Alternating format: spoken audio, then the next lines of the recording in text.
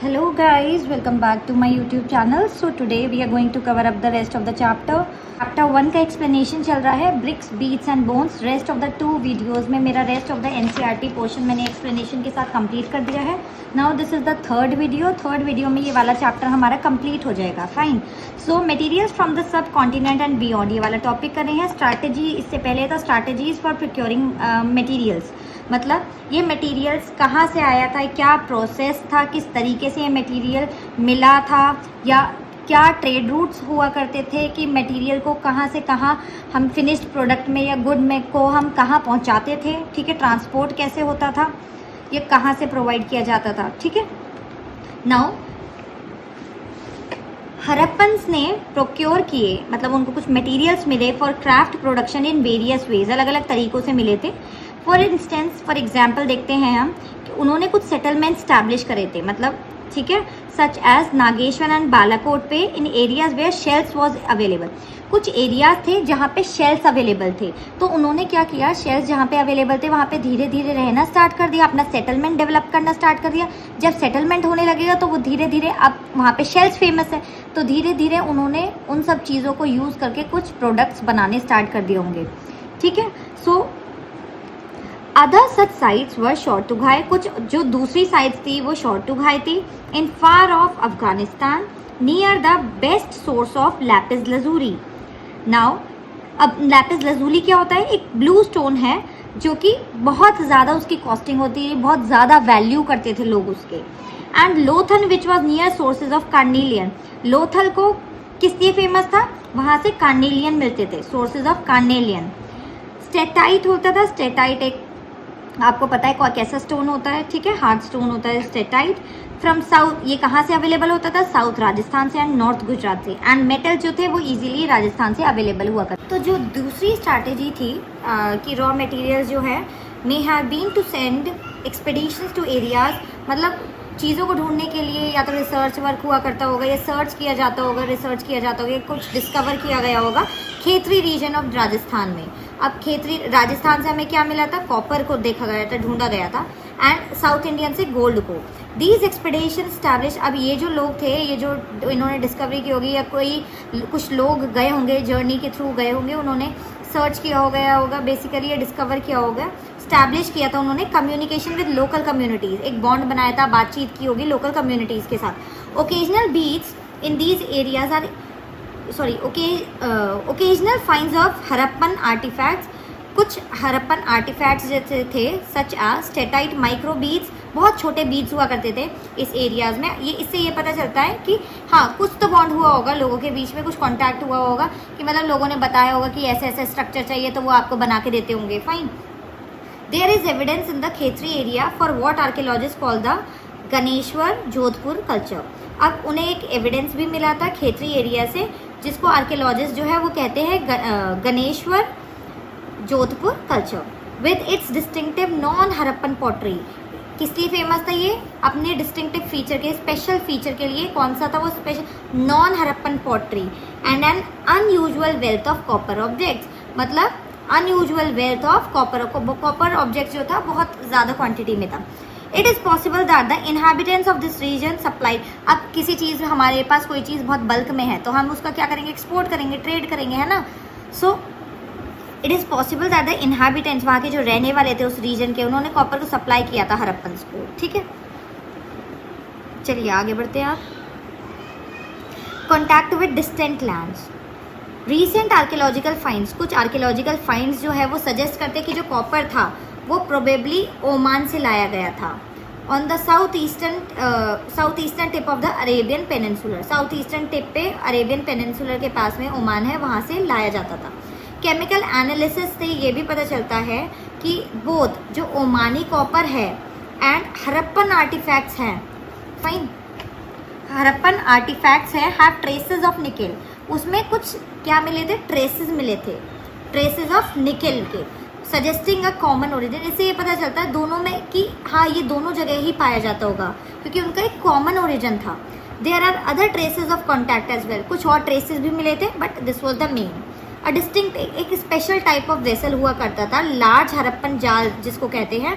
ये हरप्पन जार कहते हैं बेसिकली, बहुत बड़ा होता था साइज में, एंड इसको एक स्पेशल टाइप ऑफ वेसल हुआ करता था, लार्ज हरप्पन जार कहा करते थे, जिसको कोट किया जाता था, मतलब उस पर एक थिक ब्लैक लेयर जो होती थी, ब्लैक क्ले, उससे कोट किया जाता था, ठीक है। Has been found Omani sites, Omani sites पे एक हरप्पन वेसल मिला था जिस पे एक thick layer of black clay की कोटिंग हुआ करती थी। सच थिक कोटिंग्स, इससे क्या होता था, सो दैट जो लिक्विड्स हैं वो स्पिल आउट ना हो जाए, फैल ना जाए, निकल ना जाए, इसलिए उसको थिक कोटिंग की जाती थी, ठीक है। We do not know what was carried in the, हमें बेसिकली पता नहीं है कि क्या सब कुछ मतलब किस लिए यूज़ किए जाते थे ये वेसल्स, या इनके अंदर क्या ले जाया जाता था। बट हम ये मान सकते हैं कि पॉसिबिलिटी है कि जो हरप्पन से वो एक्सचेंज करते थे कंटेंट्स ऑफ इन ये जो वेसल्स है, ठीक है, इसका एक्सचेंज हुआ करता था इसके अंदर, किस लिए, फॉर ओमानी कॉपर।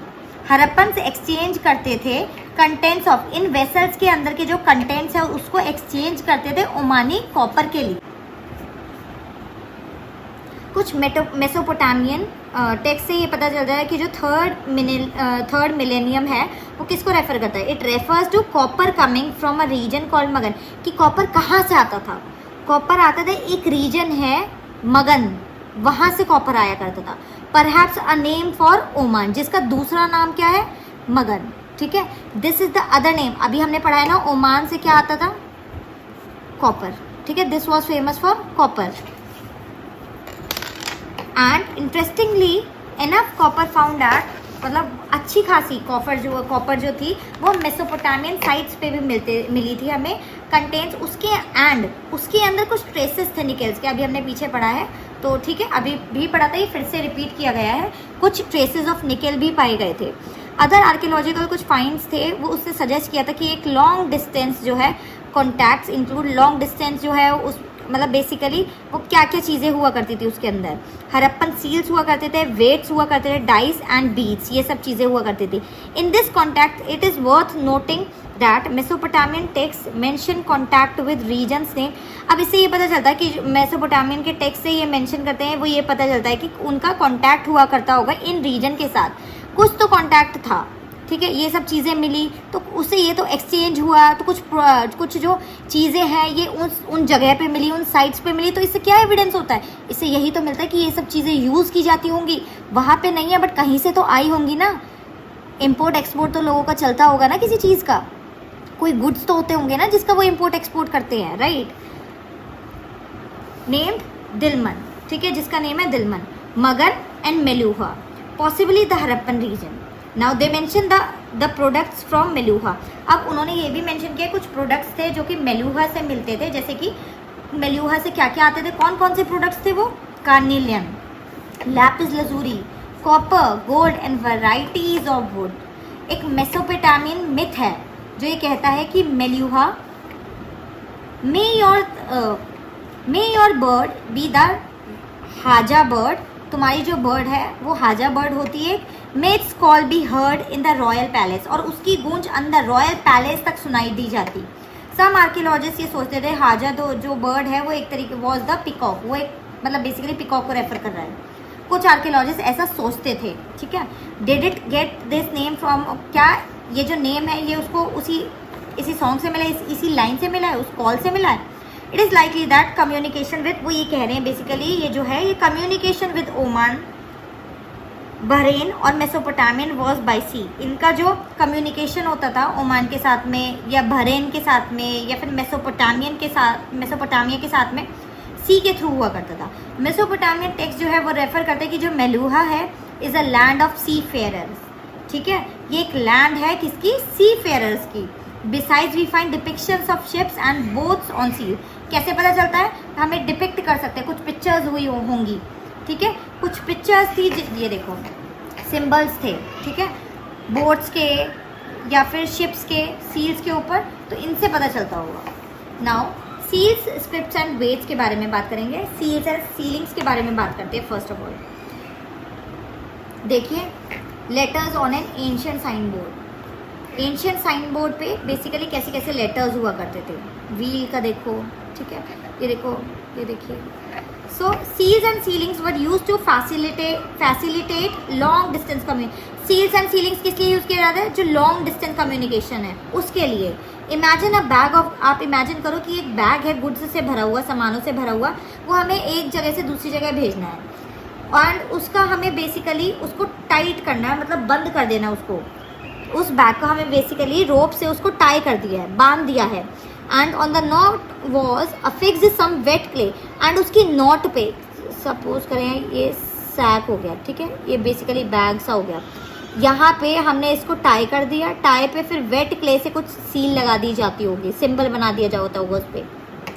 तो उस वेट क्ले पे कुछ सील्स के इम्प्रेशन हुआ करते होंगे, ठीक है। वो सील्स से क्या होगा, उसे पता चल जाता था if the bag reached with it ceiling, अगर पता चलता है कि अगर सीलिंग इंटैक्ट है तो फिर मतलब किसी ने उसके साथ छेड़खानी नहीं की है, टैम्पर्ड, मतलब उसको मतलब छेड़ा नहीं है, ठीक है, चीज़ों को ख़राब नहीं करा है। The ceiling also convey the entity of the sender, इससे ये भी आइडेंटिटी, उसे ये भी पता चलता है कि ये बेसिकली जिसने भेजा है ये उसकी आइडेंटिटी है, कहाँ से आ रहा है, ठीक है। तो उन्होंने कुछ अपना इंप्रेशन रखा होगा बेसिकली, ठीक है, उनका कुछ लोगो होता होगा, कोई पिक्चर होती होगी, ठीक है, सिंबल होता होगा कोई। नाउ एन एनिग्मेटिक स्क्रिप्ट के बारे में बात करते हैं, ठीक है। हड़प्पन सील जो होते हैं यूजली उस पर एक लाइन होती है लिखी हुई, line of writing, probably containing the name, जिसके ऊपर नेम होता है, टाइटल होता है उस ओनर का कि वो कहाँ से आया है। स्कॉलर्स ने ये भी सजेस्ट, इम्प्रेशन है होता है तो उसे conveyed a meaning to those who could not read, उसे ये पता चलता है कि कोई पिक्चर बनी है, ठीक है, किसी को अगर नहीं भी पढ़ना आता तो वो उस पिक्चर को देख के भी समझ सकता था। मोस्ट जो इंस्क्रिप्शंस होते थे वो शॉर्ट होते थे, लॉन्गेस्ट कंटेनिंग, और जो सबसे बड़ा लॉन्गेस्ट होता था उस पर 26 साइंस होते थे, 26 साइंस होते थे। ऑल्दो ये जो स्क्रिप्ट है रिमेन्स अनडिसाइफर्ड टू डेट, अब तक दिस इज नॉट नोन, ठीक है, अब तक इस डेट तक ये सब चीज़ें नहीं पता है। It was evidently not alphabetical, evident के साथ अगर हम देखें तो हम ये कह सकते हैं अल्फ़ाबेटिकल नहीं था वो। Where each sign stands for a vowel और अ कॉन्सोनेंट, अल्फ़ाबेटिकल मतलब हर एक साइन और वोवल का तो अलग ही मतलब होता है ना। अब उसमें बहुत सारे साइंस हुआ करते थे, कुछ ऐसे थे कि 375 टू 400 ये सिंबल से साइन हुआ करते थे, इतने साइंस हुआ करते थे, ठीक है। ये एनिग्मेटिक स्क्रिप्ट कंटेन करता है, ठीक है। It is apparent that the script was, अब ये जो स्क्रिप्ट हुआ करती थी, जैसे हम यहाँ से लिख रहे हैं लेफ्ट टू राइट, मैं पढ़ भी रही हूँ लेफ्ट टू राइट रीड कर रही हूँ, तो मानो वो लेफ्ट टू राइट लिखा करते थे। अभी मैंने यहाँ साइंस लिखा, वो लेफ्ट टू राइट लिखा, ठीक है। वो क्या करते थे, वो यहाँ से स्टार्ट करते थे, राइट टू लेफ्ट, ठीक है, right to left as some seals show. अब कुछ सील्स में हमें ये भी दिक्कत है, ये कैसे पता चला, कुछ जो मार्जिन है हमने कैसे डिपिक्ट किया, वो जैसे हमारे ये लेफ्ट ओवर मार्जिन है ना, ये यहीं से स्टार्ट हो रहा है, तो उनका जो मार्जिन था वो यहाँ से स्टार्ट हो रहा था। जैसे अब मैं यहाँ से लिखना स्टार्ट कर रही हूँ, ठीक है, यहाँ से इधर इधर इधर ऐसे ऐसे ऐसे ऐसे ऐसे लिखना स्टार्ट कर रहे हैं, ठीक है। Consider the variety of objects on which writing has been found, कुछ ऑब्जेक्ट्स हम देख लेते हैं जिन पे ये राइटिंग्स मिली हैं, जैसे कि कुछ सील्स पे, कॉपर पे, टूल्स पे ये सिंबल्स मिलते थे, rims of jars, copper and terracotta tablet, jewellery, bones, इन सब चीज़ों पे, ठीक है। इन ये बेसिकली एंशियंट साइन बोर्ड्स होते थे। Remember there may have been writing on perishable materials too, could this mean that literacy was widespread, क्या कह सकते हैं कि जो लिटरेसी थी, लिटरेसी रेट था वो अच्छा खासा था, लोगों को नॉलेज थी, ज्ञान था।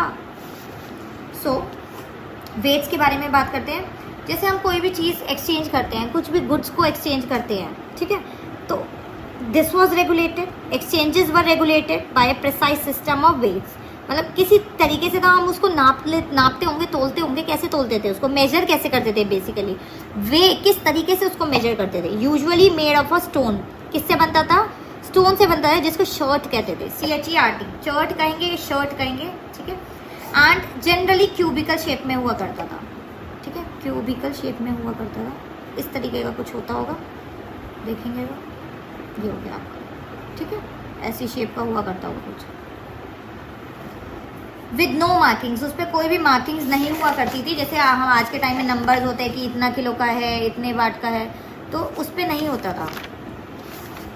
The lower denominations of weight were binary, जो लोअर डिनोमिनेशन थे वो बाइनरी हुआ करते थे, while the higher denomination followed the decimal system, जो हायर डिनोमिनेशंस होता था वो हायर डेसिमल सिस्टम होता था, मतलब डेसिमल सिस्टम है points, right, the smaller weights were probably use for weighing jewellery. छोटा किस लिए होता है, कुछ छोटा सा कुछ ऑब्जेक्ट होगा उसको मेजर करने के लिए, जैसे कि ज्वेलरी हो गई कोई, या बीड्स हो गया। Metal scale pans have also been found, metal scale pans भी पाए गए थे, ठीक है। एंशिएंट अथॉरिटी के बारे में पढ़ेंगे अब हम। कुछ इंडिकेशंस होते हैं, कॉम्प्लेक्स डिसीजंस होते हैं एंड जो कि किए जाते हैं या लिए जाते होंगे या इम्प्लीमेंट किए गए होंगे हड़प्पन सोसाइटी के अंदर, ठीक है।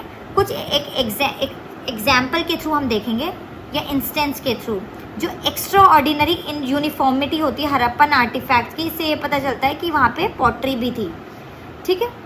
सील्स, वेट्स एंड ब्रिक्स, ये सब चीज़ें थी। Notably bricks though obviously not produced in any single centre were of a uniform ratio throughout the region from Jammu to Gujarat. अब ये पता चलता है कि नोटेबली अगर हम ध्यान से देखें तो ब्रिक्स, ठीक है, ब्रिक्स जो है obviously not produced in any single centre, ये पता चलता है कि हाँ किसी एक सिंगल सेंटर पे तो नहीं बनाई जाती होगी, एक ये वेल डिफाइंड यूनिफॉर्म रेशियो में की बनाई गई होगी, ठीक है। कहाँ से आई होगी, ये यहाँ से, throughout the region from Jammu to Gujarat. We also have seen, हमने देखे हैं सेटलमेंट्स भी देखे हैं, वर स्ट्रैटेजिकली सेटअप, इस तरीके से सेटअप किए गए थे एक स्पेसिफिक लोकेशन में फॉर वेरियस रीजन्स, अलग अलग रीजन्स के लिए।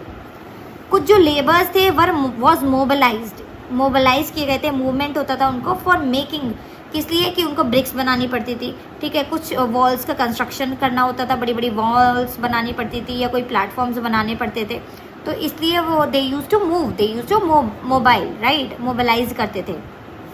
अब हम बात करेंगे पैलेसेस एंड किंग्स के बारे में, ठीक है। एंड ये जो पिक्चर है this just refers to priest king, ये एक प्रीस्ट किंग का पिक्चर है, ठीक है। अभी हम पढ़ेंगे, एक स्टोन स्टैचू है बेसिकली जिसको हम प्रीस्ट किंग कहते हैं। नाउ पैलेसेस एंड किंग्स के बारे में अब हम पढ़ते हैं, फाइन, ठीक है। अगर हम देखेंगे एक basically if we look for a centre of power और for depictions of people in power, अगर हम देखें कि कोई सेंटर है जो पावर में है या कुछ ऐसे लोग जो पावर में हो, आर्कियोलॉजिकल रिकॉर्ड से ये पता नहीं चलता कि कुछ ऐसा होता था कि मतलब किन की ज़्यादा चलती थी या कोई होते होंगे कि हाँ ज़्यादा पावरफुल लोग हैं, ऐसा कुछ।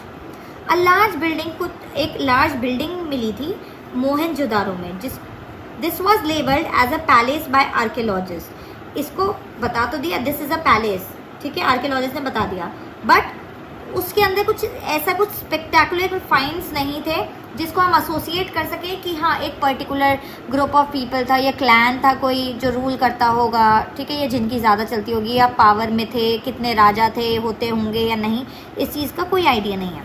अ स्टोन स्टैचू जो था ये मिला है जिसको हम प्रीस्ट किंग कहते हैं, क्योंकि आर्कियोलॉजिस्ट जो थे उस टाइम बहुत ज़्यादा फेमिलियर थे, किससे फेमिलियर थे, उन्हें बहुत ज़्यादा नॉलेज थी मेसोपोटामियन हिस्ट्री की और उसके प्रीस्ट किंग की, एंड उन्हें ये पता चला होगा कि इन दस रीजन के नियर ये सब चीज़ें मिलती होंगी।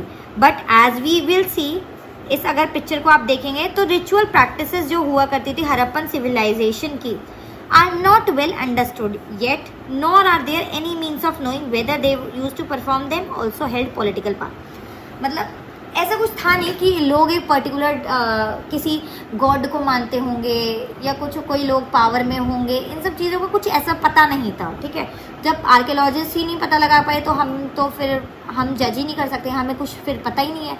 हम भी तो वही सब पढ़ रहे हैं जो आर्कियोलॉजिस्ट ने एविडेंसेस के थ्रू हमें बताया है, स्टेटमेंट दी है ना, स्कॉलर्स ने बताया है पढ़ के, ठीक है, एविडेंसेस को कलेक्ट करके, फाइन, डिस्कवर किया है जो उन्होंने रिसर्चेस के थ्रू। So some archaeologist are of the opinion, कुछ आर्कियोलॉजिस्ट जो है वो ये ओपिनियन के थ्रू ये बताते हैं कि जो हड़प्पन सोसाइटी है उसका कोई भी रूलर नहीं हुआ करता था, एंड दैट एवरीबडी एन्जॉयड, और सभी को इक्वल राइट्स हुआ। अब हर एक आर्कियोलॉजिस्ट का ना एक अपना अलग व्यू होता था, कोई कहता था कि कुछ होते होंगे पावर में लोग, कोई कहता था कि नहीं ऐसा तो कुछ नहीं है, ठीक है, कुछ ये कहते थे कि नहीं लोगों को इक्वल स्टेटस राइट दिया जाता होगा। Other field there were no single ruler, कुछ कहते थे कि कोई भी सिंगल रूलर तो वहाँ पे उस टाइम पे होता नहीं होगा, that Mohenjodaro had a separate, और कुछ ऐसे कहते थे कि हाँ कि नहीं ऐसा भी नहीं होगा कि मोहनजोदारो का कोई सेपरेट रूलर होगा। येट अदर्स आर, अब they just keep on what arguing, ठीक है, अपना आपस में आर्ग्यू करते रहते थे, लड़ते रहते, अपने आर्ग्यूमेंट्स अपने फैक्ट सामने रखते थे, ठीक है। The evidence for plan settlements, the standardize ratio of brick size and ये जो इस्टेब्लिशमेंट है सेटलमेंट्स का near sources of raw material as of now, इनके बेस ये जो चीज़ें हैं ना इन्हीं के बेसिस पे वो अपना जो पर्सपेक्शन है, ये पॉइंट ऑफ व्यू है, या इन आर्टिफैक्ट्स के थ्रू ही तो बता सकते हैं ना, अदरवाइज उन्हें खुद क्या पता चले, वो तो खुद खुद से नहीं बता सकते। चीज़ें मिली हैं तभी तो उन्होंने बताया ना कि हाँ कुछ ऐसा हुआ करता होगा उस टाइम पे। As of now, the last theory seems that most plausible, as it is unlikely that entire communities could have collectively made and implement such as complex, मतलब collectively वो कुछ उन्होंने देखा होगा, चीज़ों को इम्प्लीमेंट किया होगा एंड तब ये सारे कॉम्प्लेक्स डिसीजंस लिए गए होंगे। अब हम आ जाते हैं एंड ऑफ सिविलाइजेशन।